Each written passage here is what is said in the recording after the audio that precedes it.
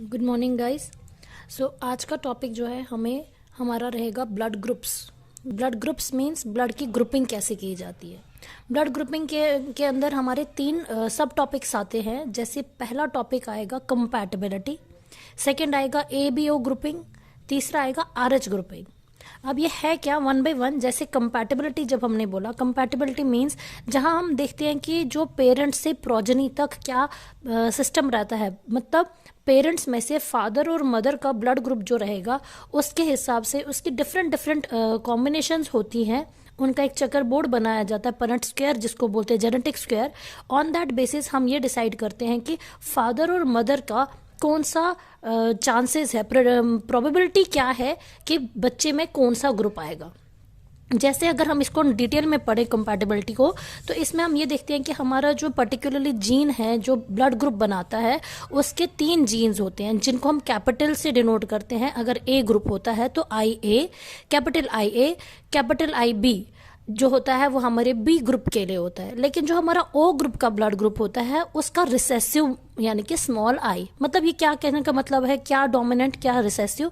Basically जो ये gene होते हैं हमारे में, जीन्स क्या होते हैं कि एक जीन जो ज़्यादा इफेक्ट दिखाएगा उसको डोमिनेंट कैरेक्टर बोलते हैं, जिसके कैरेक्टर्स ज़्यादा दिखेंगे, और जो जिसके कैरेक्टर्स दब जाएंगे दूसरे के सामने उसको रिसेसिव बोलेंगे। जैसे फॉर एग्जांपल, अगर हमारे पास पेरेंट है, उसके पास A ग्रुप है और A का जीन हमेशा डोमिनेंट रहता है। पेरेंट B जो है उसके पास अगर O ग्रुप है, O के दोनों जीन रिसेसिव है, तो इन दोनों केसेस में जो पेरेंट 1 है उसका जीन पेरेंट 2 के जीन को डोमिनेंट करेगा, और इस कारण से जो बच्चा है उसके अंदर जो जीन है वो पेरेंट 1 का होगा, यानी कि वो A होगा।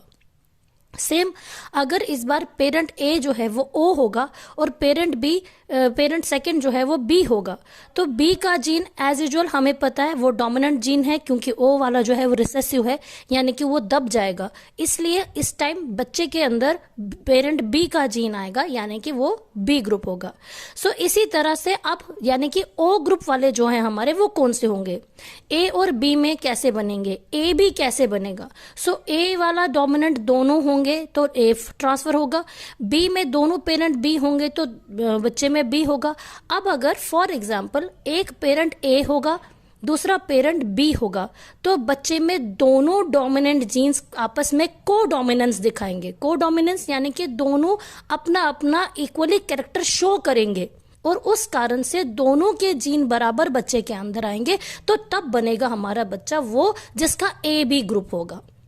अब यानी कि A ग्रुप तो हमें समझ आ गया कैसे बनता है, कि मीन्स चाहे फादर चाहे मदर में से दोनों में A हो या एक में भी A हो तो A ग्रुप बन गया।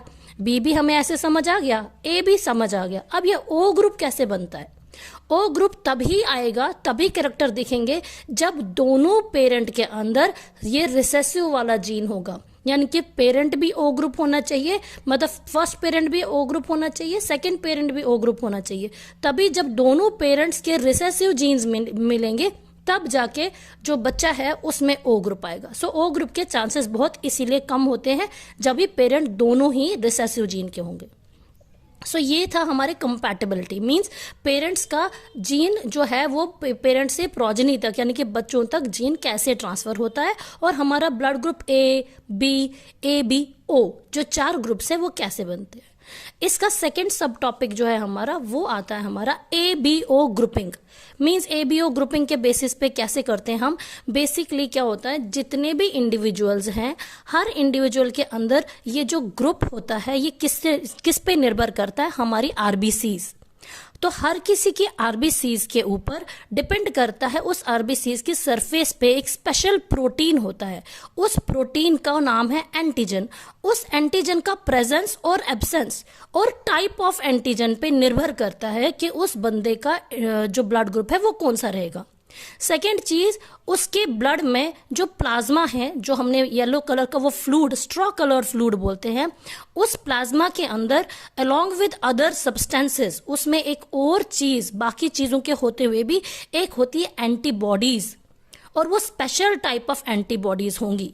जैसे क्या, for example A group A group के जो आरबीसीज होंगे, उनके आरबीसीज के ऊपर जो सरफेस एरिया होगा, उस सरफेस पे यानी कि जो मेम्ब्रेन होगी, आरबीसीज की जो प्लाज्मा मेम्ब्रेन होगी, उस मेम्ब्रेन के ऊपर स्पेशल प्रोटीन्स होंगे, यानी कि एंटीजन ए होगा।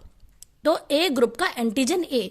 तो ये जो पेशेंट है या सॉरी ये जो इंडिविजुअल है, इस इंडिविजुअल के ब्लड का जो प्लाज्मा है उसमें एंटीबॉडीज बनेंगे अगेंस्ट बी। क्यों? क्योंकि इसके पास बी एंटीजन नहीं है। सो ये ए एंटीजन होने के कारण जो एंटीबॉडीज बनाएगा, एंटी बी बनाएगा। यानी कि अगर बी का ग्रुप वाले का ब्लड इस ए वाले को दिया जाए तो ये एंटीबॉडीज बनाएगा अगेंस्ट उस बी के खिलाफ, और जिसके कारण ए का जो है वो कोलैप्स हो जाएगा। सो सेम इसी तरह से जो बी ग्रुप वाला इंडिविजुअल होगा, उसके आरबीसीज पे हमारा बी एंटीजन होगा, और उस इंडिविजुअल के जो प्लाज्मा होगा, उस प्लाज्मा के अंदर जो एंटीबॉडीज होंगी वो एंटी ए बनेगा। अब ए और बी का हमने समझ लिया। तो ए बी ग्रुप जो होगा, ए बी ग्रुप के जो एंटीजन्स है उसके सरफेस पे दोनों एंटीजन प्रेजेंट होंगे, एंटीजन ए भी होगा, एंटीजन बी भी होगा। सो दोनों एंटीजन होने के कारण जो उसका प्लाज्मा है उसमें कोई भी एंटीबॉडी नहीं प्रेजेंट होगी। इसलिए ये ग्रुप हमारा जो ब्लड है हर किसी से एक्सेप्ट करता है। इसीलिए हम ए बी को हमेशा यूनिवर्सल रेसिपिएंट कहते हैं। क्यों? क्योंकि ये ब्लड ए से भी ले सकता है, बी से भी ले सकता है, और ए बी से तो लेगा ही लेगा, प्लस अलोंग विथ ये ओ से भी ले सकता है। क्यों? क्योंकि अब जो हमारा चौथा ग्रुप है ओ के जो सरफेस है आरबीसीज की, वहां पे कोई भी एंटीजन प्रेजेंट नहीं होता है। सो कोई भी एंटीजन प्रेजेंट नहीं है, इस कारण से वो जब ग्रुप ए में या ग्रुप बी में जाता है या ए बी में भी जाता है, इसके खिलाफ कोई एंटीबॉडीज नहीं बनेगी, क्योंकि इसकी सरफेस पे कोई एंटीजन नहीं है। लेकिन ये खुद किसी दूसरे का ब्लड नहीं ले सकता, बिकॉज अगर इसके पास ए आ जाए या बी आ जाए या ए बी आ जाए तो उनके ऊपर एंटीबॉडीज एंटीजन्स प्रेजेंट होंगे। सो बिकॉज ऑफ दैट ये ओ जो है ये एंटीबॉडीज बनाएगा।